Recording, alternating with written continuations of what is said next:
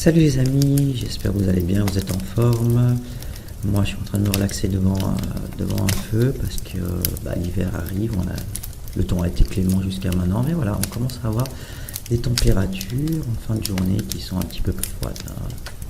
Donc du coup je vais faire une nouvelle vidéo, je vais vous expliquer ce que c'est un feu de cheminée, comment on l'allume, il n'y a pas seulement des allumettes qu'on doit utiliser, voilà, comment lancer le feu. Quels sont les avantages d'un feu de cheminée, les inconvénients d'un feu de cheminée. Voilà. Donc j'espère que... Bon ouais, vous avez raison. Je pense que c'est pas un sujet très passionnant. Bah écoutez, je vais changer le sujet et je vais vous parler ce soir en fait du token burn. Voilà. Vous saurez tout après la petite intro. À tout de suite.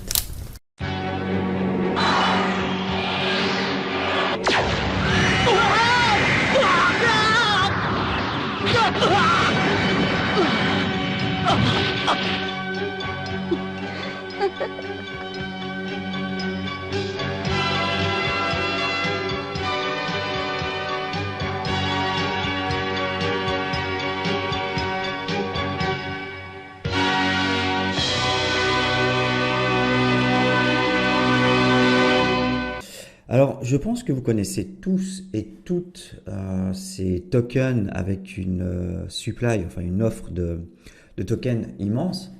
Je pense que Shiba, vous avez déjà vu, donc offre totale, je ne sais même pas si on peut le dire, 999 milliards, ouais, c'est même plus que ça, hein, c'est 999 trillions, 991 milliards, etc. Voilà, et donc vous pouvez voir évidemment que ça se vend à des fractions de cents, de dollars.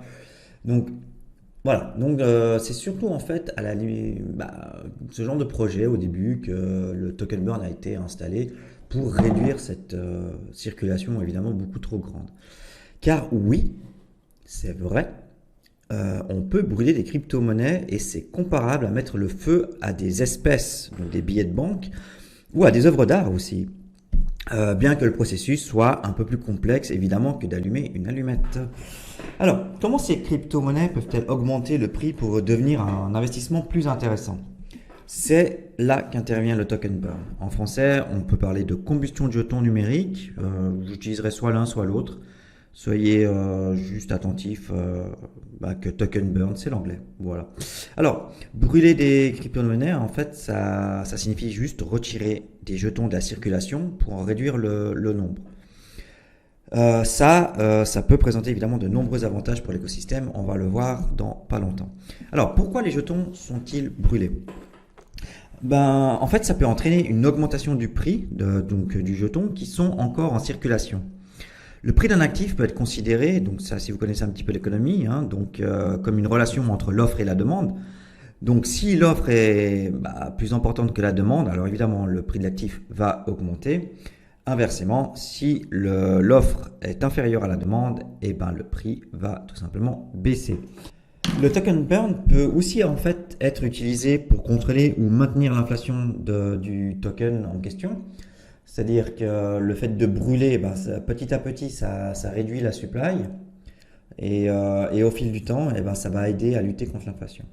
Donc logiquement, les jetons ne sont généralement pas brûlés par les particuliers, hein, vous et moi, donc ça m'étonnerait que vous avez vos jetons et que vous voulez les brûler. Hein. Donc non, hein, c'est plutôt les développeurs et les gestionnaires des plateformes de crypto-monnaies qui vont faire le burn des jetons. Alors contrairement aux particuliers, les développeurs ont la responsabilité de maintenir l'écosystème plutôt que de simplement augmenter leur propre richesse et du coup monter le prix. À part si vous êtes un scam et vous voulez faire monter le prix pour dump dans la tête des acheteurs. Voilà. Alors, comment les pièces de crypto-monnaie sont-elles brûlées? Donc oui, effectivement, il y a une procédure, on ne peut pas faire n'importe comment. Alors une fois créées, donc à savoir, les crypto-monnaies ne peuvent pas être détruites. Donc il faut aussi savoir que d'un autre côté, les blockchains peuvent avoir des adresses qui ne peuvent pas envoyer de jetons, mais seulement en recevoir. Donc là, je pense que vous m'avez compris. Donc une fois qu'un jeton est envoyé à une adresse qui peut recevoir, mais pas renvoyer, il est à jamais sorti de la circulation, car l'adresse ne peut pas la renvoyer sur le marché. L'envoi en fait d'un jeton à une adresse de combustion supprime donc effectivement et pour de bon l'actif numérique de son approvisionnement global, donc de son offre globale, et empêche cet actif d'être à nouveau échangé sur les bourses ou des DEX. Donc on appelle ces comptes ou ces adresses mangeurs ou brûleurs, et en fait elles ne sont attribuées à personne et ne possèdent tout simplement pas de clé privée, ça c'est important à savoir. Donc personne ne peut accéder au compte du brûleur. Évidemment, il s'agit d'une mesure de sécurité essentielle pour garantir que les pièces soient brûlées de manière définitive.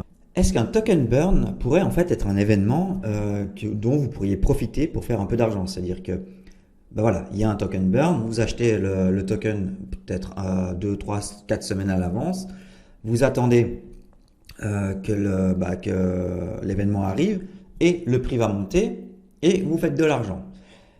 Alors, pas toujours. Donc, de la même manière que les entreprises en fait rachètent leurs actions, donc elles utilisent leur trésorerie pour racheter les actions et donc les enlever de la circulation, ça c'est fait pour restituer de la valeur aux investisseurs sous la forme d'un prix plus élevé de son action. Donc, pour cette même raison, un projet qui brûle des jetons peut être interprété comme une nouvelle positive pour évidemment faire bouger son cours vers le nord, mais cela n'est pas toujours en fait le cas et l'effet du prix n'est pas immédiatement répercuté. Alors pourquoi certaines sessions de jetons sont soit automatisées, donc comme Binance qui font des burns tous les trimestres, donc ça ce sont des événements répétitifs, ou en général ce que font les sociétés ou les DAO qui veulent burn, ils l'annoncent bien à l'avance. Tout ça, évidemment, pour que tout soit intégré dans le cours bien avant l'événement. Donc voilà, donc c'est souvent une bonne nouvelle, mais par contre, ce ne sera pas toujours reflété dans le prix le jour de l'événement. Donc voilà, il faut faire attention. On peut voir aussi que certains stablecoins algorithmiques utilisent la combustion comme méthode pour maintenir le prix de l'actif en fait. Donc en l'espèce, pour un stablecoin, c'est maintenir le PEG à 1 dollar. Donc en fait, le mécanisme fonctionne en brûlant des jetons lorsque le prix de l'actif est bas, donc afin de réduire l'offre et de faire bouger le prix justement vers le haut. Et à l'inverse, émettre des jetons quand le prix est trop haut pour essayer de le refaire venir au PEG, c'est-à-dire à 1 dollar. Alors, cependant, la viabilité du mécanisme algorithmique d'extraction de stablecoin, comme on le dit, donc, a été remis en question depuis l'effondrement de l'UST. Donc voilà, ce fiasco total en fait a permis de voir que le stablecoin algorithmique n'a pas pu tenir en fait sa promesse. Et voilà, donc vous vous rappelez de ce crash qu'il y a eu et ce que les gens ont perdu. Donc je peux aussi confirmer qu'à ce jour, aucun stablecoin algorithmique n'a été en mesure de maintenir de façon constante son ancrage de prix de 1 dollar en utilisant uniquement des algorithmes et des méthodes de combustion. Celui qui l'a inventé, il n'est pas encore né pour l'instant. On va voir maintenant ce qu'est la proof of burn. Donc si vous êtes une dope en anglais, vous allez plutôt prononcer ça comme la preuve de combustion. Oui, il ne faut pas avoir honte. Donc c'est en fait l'un des nombreux algorithmes de mécanismes de consensus mis en œuvre par une blockchain pour en fait garantir que tous les nœuds participants sont d'accord sur l'état réel et valide du réseau de la blockchain. Donc un mécanisme de consensus, c'est quoi? C'est en fait un ensemble de protocoles qui utilisent plusieurs validateurs pour convenir qu'une transaction est valide. Voilà, c'est comme ça qu'ils valident chaque transaction sur la blockchain en question. Alors le système Proof of Burn, preuve de combustion, fonctionne sur le principe de la combustion de jetons pour en extraire davantage. Ça vous paraît peut-être un peu bizarre? Non, vous verrez.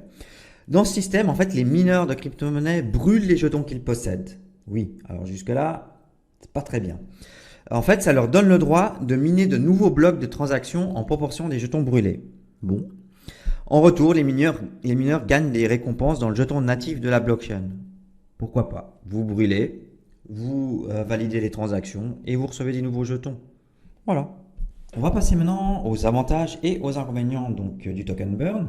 Donc, le plus gros avantage, en fait, c'est de retirer les jetons de la circulation pour créer en fait de la rareté.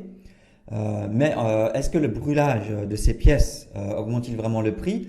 Alors sur le long terme, oui, parce qu'évidemment, bah voilà, moins il y a de tokens et plus de rareté et plus le prix va augmenter. Alors évidemment, ça ne se fait pas sur un burn ou deux burns. Évidemment, c'est un processus qui doit être fait régulièrement au fil des années. Voilà, donc ça ne se passera pas un burn et puis le jeton explose.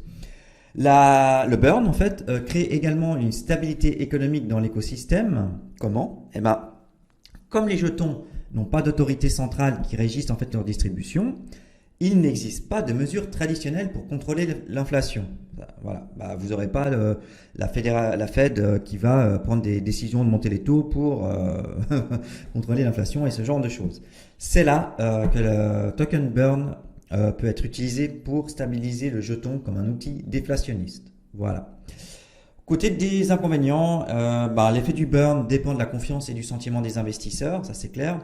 Dans certains cas, le burn peut se retourner en fait contre la personne qui le fait. Pourquoi? Parce que j'ai déjà vu des projets qui étaient au bout du rouleau et que leur prix était tombé à la cave, je sais pas moi, 0,001 cents de dollar. Et du coup, qu'est-ce qu'ils ont fait? Ils ont annoncé un méga burn en disant c'est génial, on va burn tout ça, le prix va exploser. Mais ça, c'était en fait une solution de dernier recours pour essayer de sauver le prix. Évidemment, dans ce cas-là, les gens n'y croient pas et le token burn ne sert strictement à rien. Alors, ça peut aussi être un moyen de tromper les investisseurs. Et oui, on est dans le monde de la crypto-monnaie, donc les scams sont toujours là. Les scams, c'est tous les 2 jours ici. Donc les adresses brûlées en fait ne sont contrôlées par personne, donc elles ne possèdent pas de clé privée, ça on le sait, je vous l'ai déjà dit. Mais si les développeurs en fait souhaitent tromper les investisseurs, ils peuvent en fait juste prétendre brûler des pièces tout en les envoyant à une adresse qu'ils contrôlent, en disant voilà, ça c'est une adresse token burn, mais finalement c'est juste une adresse dont ils ont le contrôle. Alors, cela, en fait, ne réduit pas les jetons en circulation. Au contraire, ça fait qu'augmenter les actifs du développeur. Donc, ça peut aussi être utilisé pour cacher la taille d'une participation en token qu'on a. Donc, pour ce faire, il prélève en fait, la personne prélève un petit pourcentage de jetons dans le pool initial, mais elle le brûle immédiatement la majorité des pièces. Cela donne l'impression que le développeur possède très peu de jetons, alors qu'en fait, il en détient un grand pourcentage en circulation. Voilà. Pour finir, en fait, je vais vous montrer l'exemple le plus frappant des burns. C'est celui de Binance. C'est, je pense, celui qui est le plus connu et c'est le plus gigantesque. Donc là, en fait, à l'écran, vous avez l'historique. Donc, ils ont complété il y a 1 ou 2 mois donc le 21e burn de son histoire. Donc là, vous avez tout l'historique. Donc du 1er au 21.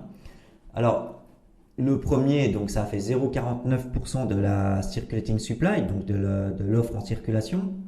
Donc juste pour vous rappeler que le BNB a 200 millions de tokens en tout, donc en tant qu'offre maximale. Et le burn va aller jusqu'à brûler 100 millions de tokens, et donc il en restera que 100 millions après. Alors, ce qui est intéressant de voir, donc comme je vous disais avant de m'être moi-même interrompu, donc le premier burn, on avait 0,49% de la circulating supply, et vous voyez en fait, au fil du temps, ça augmente. Alors évidemment, ça dépend du prix du BNB le jour du burn, mais si on prend, donc vous voyez que le dernier en date, ils ont brûlé en fait plus de 2 millions de tokens.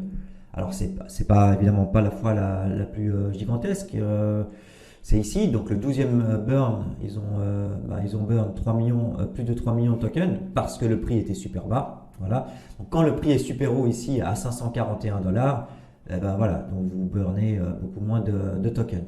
Mais si on ramène ça en fait en dollars, c'est juste immense, quoi. Donc le dernier, au prix de 265 $, ils ont brûlé 547 millions de dollars. Voilà. Donc vous voyez bien que, je crois, en fait, il brûle par trimestre, hein. Donc, si on prend donc 21 divisé par 4, ouais, donc ils ont commencé il y a 5 ans, hein. Je pense que c'est, je crois que ça a été fait d'ailleurs dans le smart contract quand le 5 ans, ça nous remet en 2018.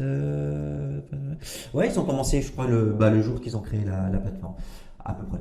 Donc voilà, donc ça c'est vraiment le parfait exemple de ce qu'est un burn, donc ce qui vous prouve qu'il faut le faire sur le long terme.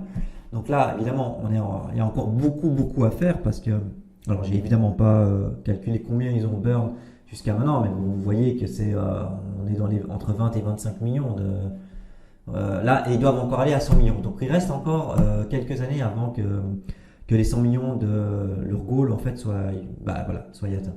Voilà, c'est un petit peu tout ce que je voulais dire. Alors non, on peut finalement conclure. Donc, est-ce qu'un token burn c'est bien? Alors oui et non. Donc moi, j'en retiens qu'en fait que la combustion des jetons, c'est une mesure déflationniste cruciale pour un jeton. Donc, le token burn peut aussi créer des fantastiques opportunités d'investissement pour les particuliers en augmentant la valeur de leurs avoirs sur le long terme. Et en fait, le burn, il conduit aussi et également à des méthodes nouvelles et fascinantes de consensus sur la blockchain. Ça, c'était avant l'UST. Donc, après l'UST, il faut toujours en fait qu'on trouve un stablecoin algorithmique qui tienne la route. Voilà. Donc, c'est tout ce que je voulais vous dire. J'espère que vous avez bien tout compris sur le token burn. Et je vous dis à bientôt. Ciao les gars.